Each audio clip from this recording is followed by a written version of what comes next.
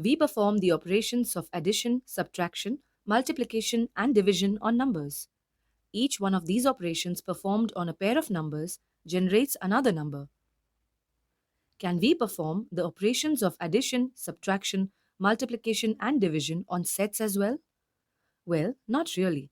But there are some similar operations that can be represented by the symbols shown. These operations, when performed on two sets, give rise to another set. We will define and discuss the properties of one such operation on sets called union of sets.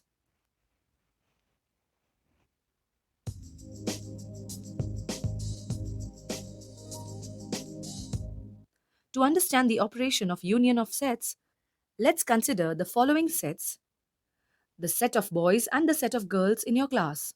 These two sets together make the set of students of your class. This set of students of your class is called the union of the set of boys and the set of girls in your class. Let's now formalize the definition of union of sets. Given two sets A and B, the union is the set that contains elements or objects that belong to either A or to B or to both. Note that the operation of union is denoted by the symbol shown. Using the set builder form, we can write A union B is a set containing all elements X such that X belongs to A or to B.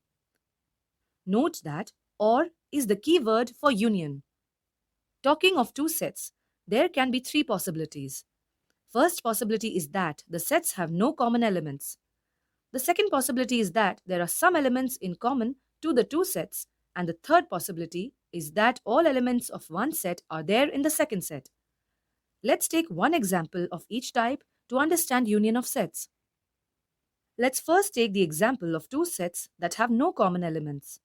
If A is the set of countries in Asia and B is the set of countries in Africa, then for the set A union B, we are talking about all countries in Asia and all countries in Africa, or a country lying in both Asia and Africa, if there indeed was a country like that.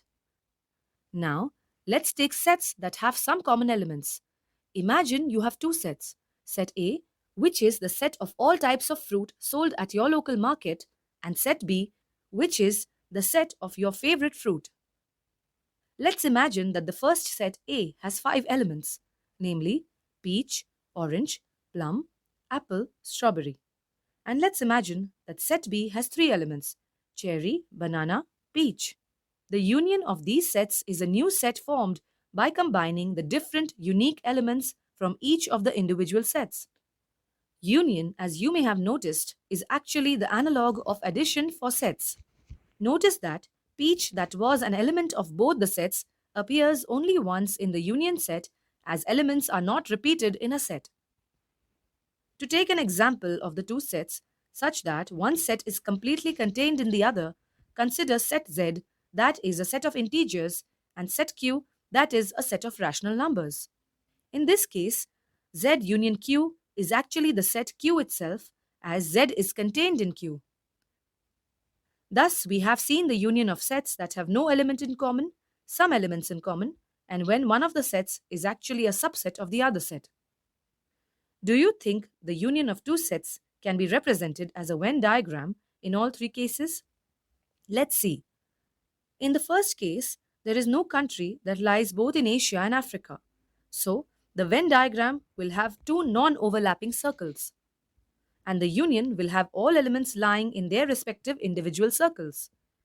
In the second case, the sets have an element in common, so the circles in the Venn diagram will be intersecting, and their union will be intersecting as well as the non-intersecting part. In the third case, one set is completely contained in the other. Thus, their union will be as shown in the Venn diagram. The union of sets is a binary operation, that is, it applies to two sets. But we can have the union of more than two sets also. Let's find out more about the union of more than two sets. The union of two sets is again a set. Thus, we can find the union of the set obtained by union with a third set. In fact, we can extend this process to any number of sets. Let us now define the union of three sets. Given three sets A, B, and C, the union is the set that contains elements or objects that belong to either A or B or C. Basically, we find A union B union C by putting all elements of A, B, and C together. Similarly, given sets A1, A2, A3 up to AN, we can define the union of n sets.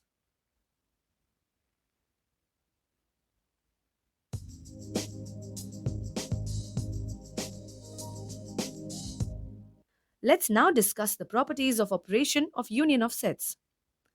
The main properties of the union of the sets are the closure property, commutative property, associative property, law of identity element, idempotent law, and the law of U, the universal set. Let us discuss each property one by one.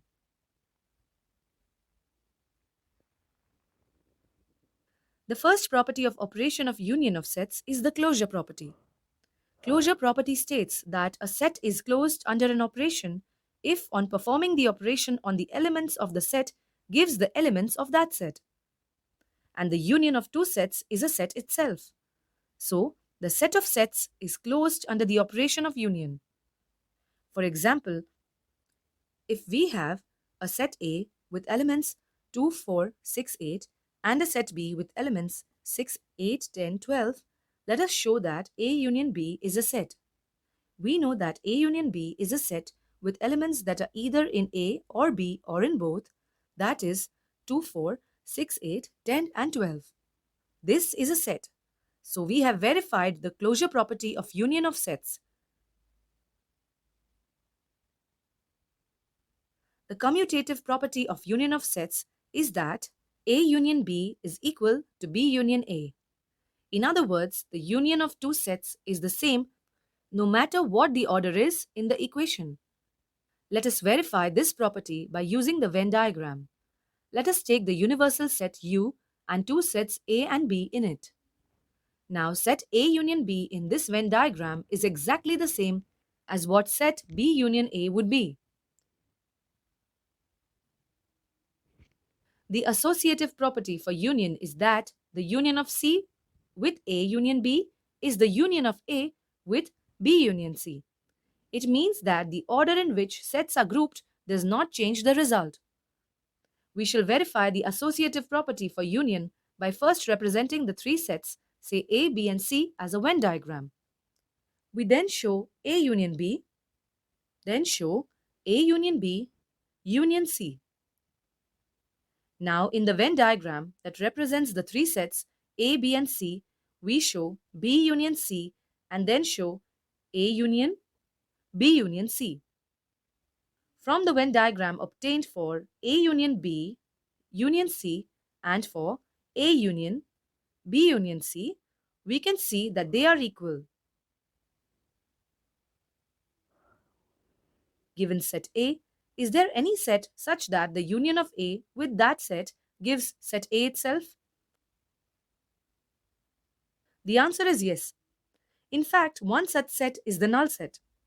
The union of set A with a null set is the set A itself. This is actually the basis of the law of identity for union of. The law of identity for union of sets states that the union of a set and the empty set is the same as the original set. We write the identity law mathematically as shown, and we can say that phi is the identity of U. It would be quite trivial to prove this law. If an element belongs to the union of A and phi, it obviously belongs to A as it cannot belong to a null set that has no elements. The union of A with A is the set A itself. This is actually the basis of the idempotent law for union of sets. This law states that the union of two identical sets is the same as the original set. We write the idempotent law mathematically as shown.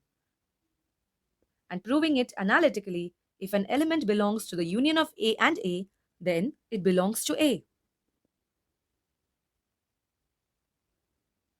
The law of universal set states that the union of the universal set with the given set A is the universal set. In order to prove this universal law, Let X be an element of U union A, which means that X is an element of U or X is an element of A.